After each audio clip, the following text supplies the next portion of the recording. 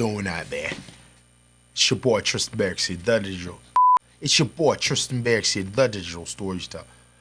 It's your boy Tristan Barrocks here, the digital storyteller. And I'm super excited to be with you again for another episode of Seneca. I mean, what kind of?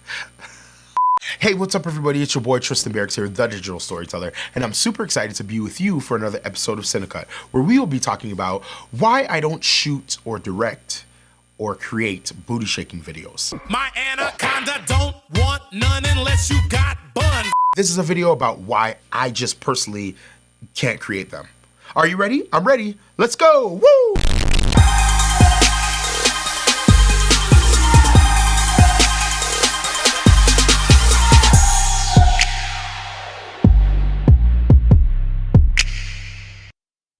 Big booty, but you got a big booty. Oh. Now, before we get started with today's topic, I do want to put out a disclaimer. And that disclaimer is that I'm not trying to put down anybody that creates these types of videos, that are music video directors that like to create booty shaking videos.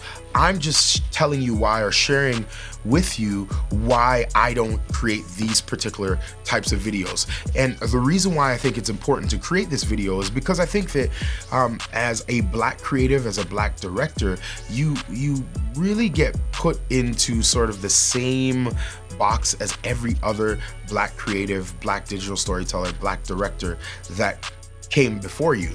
And I just really want people to understand that there is a multiplicity of us, and we all have different points of view, different perspectives, and a different understanding of how to create things and what brings meaning and value to our lives as creatives. That being said, I'm just gonna be real with you in this video. I don't do booty shaking videos. I don't believe in them. I don't really like them. And here's why. The first reason, and the most obvious reason why I don't do booty shaking videos, is because it doesn't match my values. And I think that this is really important. If you are creating anything as a creative, you should want to like what you're creating. You should have a sense of purpose and passion behind whatever you're creating. If you're not, then I would challenge you to find things and find projects that align with your perspectives, or align with messages that you feel that are really important to communicate. The reason why I say that is because, number one, if it's alive in you, it'll be alive on film. It'll be alive with the actors. It'll be alive with the crew and the cast. It'll be alive with everybody else that's connected and tied with the project, because it's alive in you. You know the story, and you want to tell the story, and you want to create a visual storytelling journey, if you want to call it. And for me, creating a booty shaking video doesn't do it for me. I just don't like it. It's not what I grew up watching or what I grew up desiring to create. So for me, from a value standpoint, both from the values I hold dear personally, based upon my faith and based upon my morals and ethics, I don't really jive with this genre of creativity. But then even beyond that, I don't feel like it really brings or adds value to my life in general. It may add value to my pocketbook, but it doesn't add value to who I am as a creative and as a person that wants to showcase females in a respectful light. The second reason why I don't do booty shaking videos is it's not my demographic. I don't really have a lot of friends who are rappers, strippers, or club people, if you want to say. So for me, the demographic client and myself, we never really cross paths, and they generally wouldn't be interested in the work that I create, and I generally wouldn't be interested in the work that they create. So for me, from a creative networking business standpoint, it doesn't make sense, because I actually don't even attract those types of clients, and those clients aren't even finding my work attractive or appealing at all. I think this is one of my favorite points, because a lot of times as creatives, we try and attract certain demographics of clients and certain types of clients, and they're not our clients. They're not into what we're into. They're not into our work. They don't drive from a personal perspective or from a business perspective. Our personalities don't jive. And why force something? You're better off spending your energy with your target audience, or those that respect what you do, that love what you do, and that are willing to pay you your value and your worth. The third reason why I don't do booty shaking videos is, frankly, it doesn't move the conversation forward. Oh my I mean, how many more of these videos do we have to see where, you know, beautiful, attractive Black or Spanish women are shaking their asses up and down and twerking and making it clap and making it work? I mean, there's only so many times you can see that before it just becomes really repetitive and something that honestly becomes a little nauseous.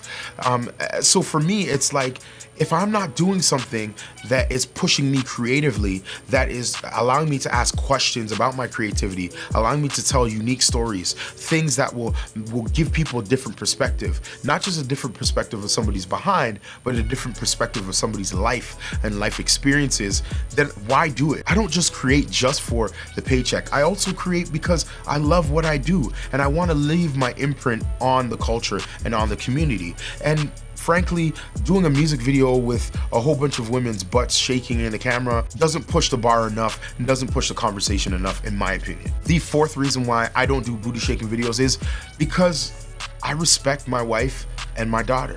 And I'm not saying that if you do these videos, you don't respect women, but for me personally, I just don't feel comfortable knowing that my daughter may one day see these videos and ask me questions about why I made these videos and why I allowed women to be scantily clad in my videos with their cheeks clapping. And frankly, my wife isn't even comfortable with these types of videos. And I love my wife, I respect my wife, and I wouldn't want her to ever feel like something I'm creating is being disrespectful to who she is or her gender. So for me, it's deeper than just me not being into it. It's also me wanting to respect the women in my life. And I don't know if I can direct a booty shaking video while still upholding respect for the women that are in my life. And the last reason why I don't do booty shaking videos is, quite simply put, I know my voice as a creative. I know what makes me tick. I know my demographic. I know my niche. I know the groove by which my purpose is in and my passion is in and my gifts are in. And I stay in that vein.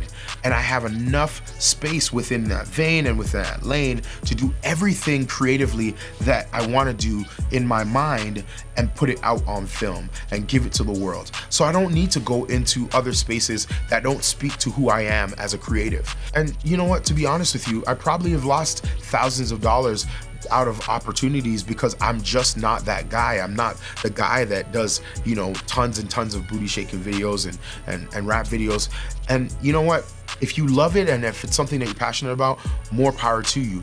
But a lot of people ask me this question, and I always have this conversation with my friends. I could probably take a lot more opportunities doing these types of projects, but I really want to differentiate myself from other Black creatives that are in this space and that are doing a whole bunch of things, but a lot of the same types of projects that we're used to seeing Black creatives do. You know, one of my favorite film directors is Ava DuVernay.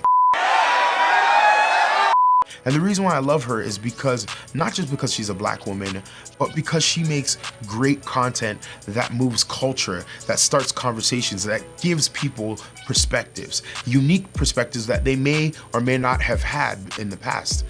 And that's what I want to do. You know, when Barry Jenkins, the director of Moonlight,